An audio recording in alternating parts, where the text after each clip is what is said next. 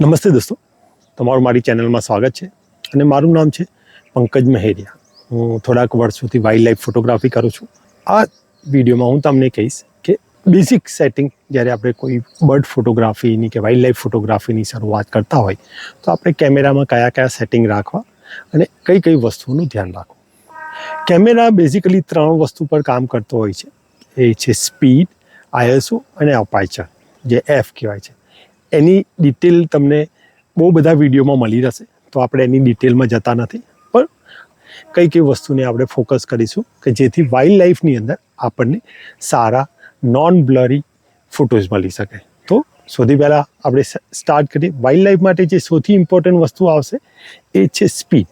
કારણ કે તમારું બર્ડ જે છે કે કોઈ એનિમલ છે એની મૂવમેન્ટ હંમેશા સ્પીડમાં રહેવાની છે, એની એક્ટિવિટી ફટાફટ થવાની છે. તો તમારા કેમેરામાં સ્પીડ જે છે એ તમારું મેઇન હશે કે જેનાથી તમે તમારા ફોટોગ્રાફીને ઇમ્પ્રૂવ કરી શકશો. તો સૌથી પહેલાં આપણે વાત કરીએ સ્પીડ.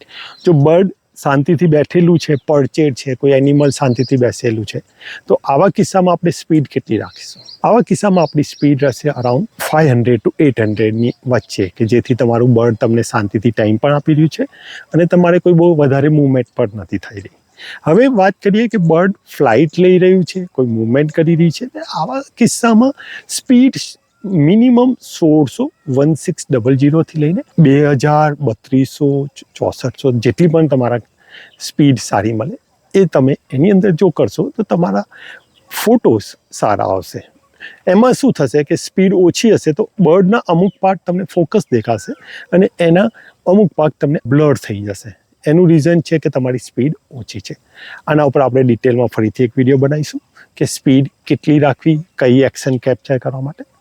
એના પછી બીજો જે ઇમ્પોર્ટન્ટ ટોપિક છે એ આવે છે સ્પીડ પછી આવે છે અપાર્ચર. હવે અપાર્ચર આપણને 2.8, 6 એ ટાઈપના અપાર્ચરના નંબર આવે છે. તો આપણને એવું થાય કે 2 હશે કે 6 છે, તો 6 તો મોટું છે અને 2 તો નાનું છે. પણ અપાર્ચરના કિસ્સામાં 2 એ મોટું અપાર્ચર છે, એટલે મતલબ તમારો લેન્સની આગળ જે શટર છે એ વધારે ખુલશે, જ્યારે 6 છે, 8 છે એની અંદર અપાર્ચર નાનું ખુલશે.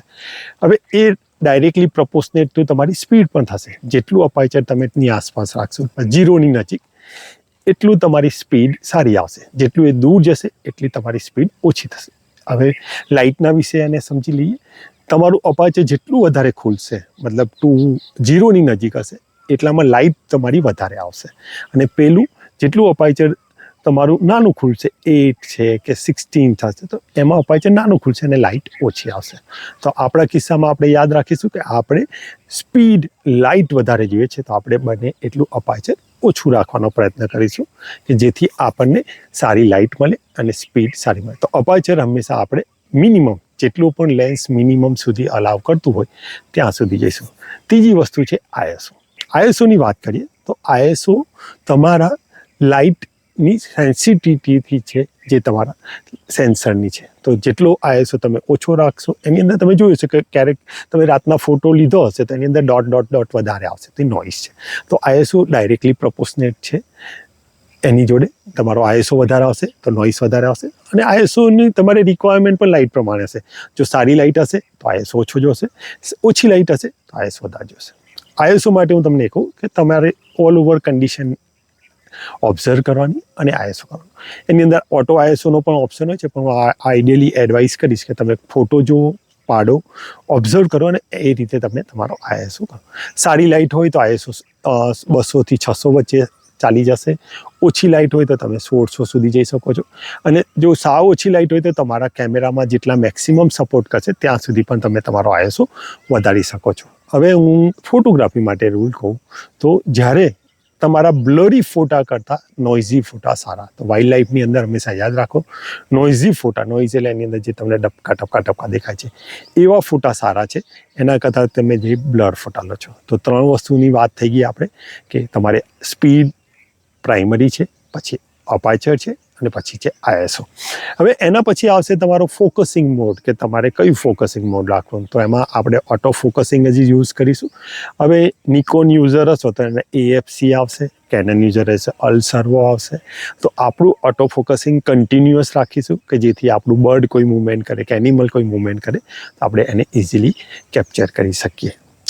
હવે આ 4 વસ્તુ થઈ. વ્હાઇટ બેલેન્સ પણ એક આવે છે. તો વ્હાઇટ બેલેન્સ આપણે ઓટો રાખીએ છીએ, પણ હું તમને એડવાઇસ કરીશ કે વ્હાઇટ બેલેન્સ તમારી કન્ડિશન જોઈને રાખો. જો બ્રાઇટ સની ડે છે તો સની રાખો, ક્લાઉડી ડે લાગે છે તો ક્લાઉડી રાખો.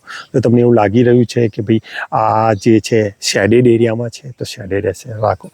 તો આ એક વ્હાઇટ બેલેન્સ છે કે જે તમારે એડજસ્ટ કરવાનું રહેશે. તો આ ઓલ ઓવર બેઝિકલી આ 3-4 વસ્તુઓ છે જે તમારે ધ્યાન રાખવી પડશે. હવે ફોટોગ્રાફી આપણે ચાલુ કરીશું તો કયા ફોર્મેટમાં ફોટોગ્રાફી કરીશું. મોસ્ટ ઓફ લોકો જ્યારે શરૂઆત કરે છે ત્યારે એ લોકો શરૂઆત કરે છે JPEG-થી. તો હું તમને એડવાઇસ કરીશ કે વાઇલ્ડ લાઈફમાં ફોટોગ્રાફી હંમેશા RAWમાં કરજો. તો ફાઇલ ફોર્મેટ આપણે એમાં RAW રાખીશું. તો આ બધી વસ્તુઓ થઈ ગઈ જે કેમેરામાં પ્રાઇમરી જ્યારે તમે શરૂઆત કરશો ત્યારે જેમ જેમ તમે કેમેરો યુઝ કરશો તેમ તેમ તમને એનો વધારે ખબર પડશે. તમારા કેમેરાને તમે દેખ્યા વગર પણ ઓપરેટ કરી શકો એટલું તમે એને ઓળખી લો. આ મારો કેમેરો છે. હવે હું તમને કહું કે ભાઈ કેમેરાને તમારે સારી રીતે ઓળખવો પડશે, કારણ કે તમે જ્યારે વ્યૂ ફાઇન્ડરમાંથી જોતા હશો તો તમારે એ જાણવું પડશે કે કયો ક્લિક માટે છે, કયો ISO માટે છે, કયું વ્હાઇટ બેલેન્સ માટે છે, કયું ચક્ર તમારું આગળનું કે પાછળનું એ F અપાચર માટે છે કે આ છે. તો આ નિકોનનો કેમેરો છે તો હું એની અંદર જાણું છું કે આમ જોયા વગર એની તરફ હું જોયા વગર પણ કહી શકું કે મારે કઈ વસ્તુ ચેન્જ કરવી છે જે મને યુઝ થઈ શકે. તો તમારા કેમેરાને તમારે બેસ્ટ રહેશે. તમારે જેટલો મેક્સિમમ તમે એને જાણી શકો એટલો તમારે જાણવો. વાત કરીએ કે આ તો ગેઝેટ છે અને સામે છે તમારું બર્ડ, એ પણ લિવિંગ છે. તમે પણ we are highly intelligent persons, human છીએ. તો આપણે એ સમજવાનું છે કે ગેઝેટ એની મતે કામ કરશે અને તમને સારા ફોટા આપશે એવું નથી. તો આના માટે જે ઇમ્પોર્ટન્ટ વસ્તુ છે જે બર્ડ ફોટોગ્રાફી કે વાઇલ્ડ લાઈફ ફોટોગ્રાફી માટે આવશે, પહેલું આવશે ટાઈમિંગ, કે તમે કેવા સમયે એની ફોટોગ્રાફી કરો છો. ગોલ્ડિંગ લાઇટમાં સવારમાં કરેલી ફોટોગ્રાફી સારી હશે, સાંજના સમયમાં. બીજું, બર્ડની ઉપર કે એનિમલની ઉપર જે લાઇટ પડતી હશે ને તમારા લાઇટ તમારા પાછળથી આવતી હશે તો તમને સારી લાઇટ મળશે, તમને સારા ફોટોગ્રાફ્સ મળશે. તો સૌથી પહેલાં છે ડાયરેક્શનનું, કે સેન્સ ઓફ ડાયરેક્શન, કે તમારે કઈ એંગલથી ફોટો લેવો છે ને એ તમને સારો મળશે. બીજું આવશે behaviour, bird behaviour, animal behaviour, કે જેનાથી તમને ખબર પડશે કે ભાઈ બર્ડ કઈ એક્શન કરવા જઈ રહ્યું છે, કયું હવે આ થયા પછી શું આવશે. જેમ કે તમે એશિયન બી ઈટર જોયું હશે તો એ એક જગ્યાથી ઉડશે, આકાશમાં જશે, ચક્કર લગાવશે, કોઈ જીવડું પકડશે, પાછું મોસ્ટ ઓફ ટાઈમે સેમ જગ્યાએ એને બેસે છે. બેસીને પછી બર્ડ જે જીવડું પકડ્યું હશે એને તોડવાનો પ્રયત્ન કરે છે, તોડે છે, પછી એને ઉછાળે છે મોસ્ટ ઓફ ટાઈમ અને ટોસ કરીને ખાઈ જાય છે. તો આ એનું એક બિહેવિયર છે. તો તમને ખબર હોવી જોઈએ કે તમારે કયા એંગલ પર કયો ફોટો લેવાનો. તમારે ટેક ઓફનો ફોટો લેવો છે, તમારે ઇન્સેક્ટનો લેવો છે, કે તમારે એને પકડી જે ટોસ કરે છે એને લેવો છે. જો આ છે એક બિહેવિયર અને એની અંદર પણ આવ્યું ટાઈમિંગ. તો જો તમે આ વસ્તુ ધ્યાન રાખશો તો તમે સારા બર્ડ ફોટોગ્રાફર બની શકશો. તો પહેલું થઈ ગયું ટાઈમિંગ. બીજું આવી ગયું તમને બર્ડ બિહેવિયરની ખબર હોવી જોઈએ. તો અને ત્રીજું છે પેશન્સ. વાઇલ્ડ લાઈફ ફોટોગ્રાફી માટે જે સૌથી ઇમ્પોર્ટન્ટ વસ્તુ આવશે એ છે પેશન્સ. તો ત્રીજી વસ્તુ આવશે પેશન્સ. તો હું આમાં થોડુંક આગળ પાછળ થઈ ગયું છે. સૌથી પહેલાં આવશે ધીરજ. ધીરજ નહીં હોય તો વાઇલ્ડ લાઈફ ફોટોગ્રાફીમાં તમને સારા બર્ડ્સના ફોટોગ્રાફ્સ નહીં મળે. સૌથી પહેલાં આવશે ધીરજ, ટાઈમિંગ, બિહેવિયર અને ચોથી વસ્તુ છે ડિસ્ટન્સ. હવે તમે અહીંથી બહુ જ દૂર બર્ડ બેઠું છે ને એના સારા ફોટા લેવા હશે તો એ ડિફિકલ્ટ છે. તો તમારે એને અપ્રોચ કરવાનું કઈ રીતે એ પણ શીખવું પડશે. તો આ બધી બેઝિક 4 વસ્તુઓ છે જે તમે યાદ રાખશો તો તમારા ડેફિનેટલી તમારા વિડીયો અથવા તમારા ફોટોગ્રાફ્સ સારા આવશે.